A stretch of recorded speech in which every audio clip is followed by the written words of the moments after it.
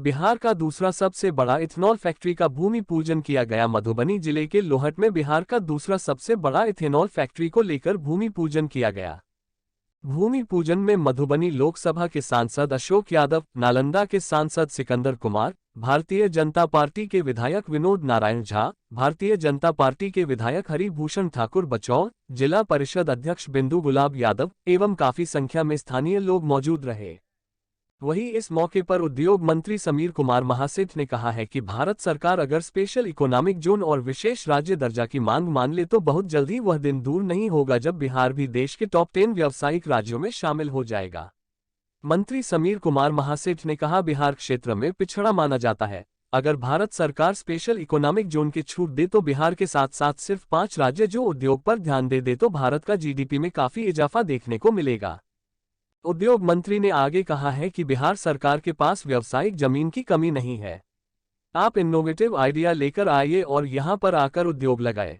लोहट में लगने वाले इथेनॉल प्लांट के संबंध में बताया गया है कि ये कार्य यश बायोफ्यूल्स प्राइवेट लिमिटेड के द्वारा लगाई जा रही है, जिसे लगाने में कंपनी को लगभग 150 से 175 करोड़ का इन्वेस्टमेंट करने की जरूरत पड़ेगी, जहां करीब 1000 लोगों को रोजगार दिया जा सकता है। वही कंपनी के द्वारा प्रोडक्शन 60,000 से 1 लाख लीटर प्रतिदिन, 120 टन मक्का एवं टूटे हुए चावल की खपत प्रतिदिन कर तैयार किया जाएगा। नवंबर 2023 से प्रोडक्शन की शुरुआत होने का लक्ष्य रखा गया है।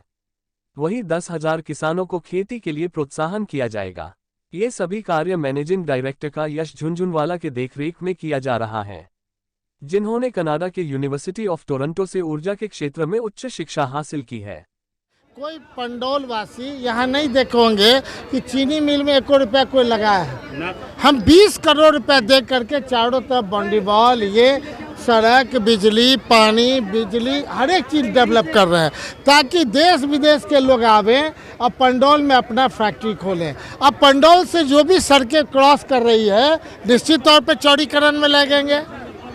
आप कहीं से भी आइएगा, सकरी से कि कहीं से पटना से समानांतर सड़कें मिलेंगी, बिजली, पानी, सब तरह का पावर से लेकर के ये मिलेगा।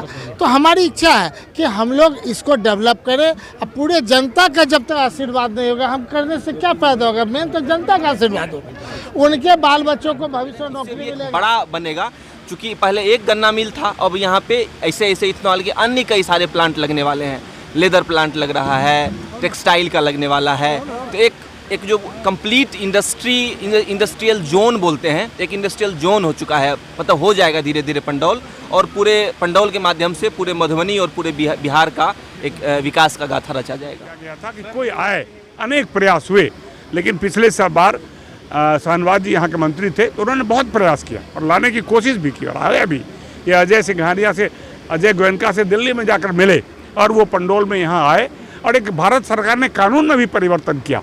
2007 में जब बिहार सरकार ने तय किया कि इथेनॉल बनाने का परमिशन दीजिए तो भारत सरकार ने बहुत कम परमिशन दिया, लेकिन 2014 में जब मोदी जी की सरकार बनी और निर्णय हुआ कि 30% तक इथेनॉल मिलाया जा सकता है, तो हमें कहा गया कि आप जितना इथेनॉल बनाना चाहिए बनाइए।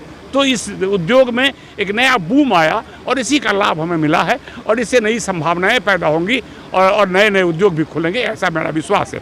देखिए, पूरे मधुबनी में एक तो आबादी का इतना घनत्व है, इसके बावजूद भी सरकारी ज़मीन है। सरकारी ज़मीन क्यों है? लोहट चीनी मिल को 200 एकड़ ज़मीन है, रैयाम चीनी मिल को 66 एकड़ ज़मीन है, इसी तरह सकरी को है, इसी तरह झंझारपुर औद्योगिक प्रांगण है। स्वर्णिम अवसर है कि वो अपने घर में वापस आएँ, अपने पैसे को बचाएं।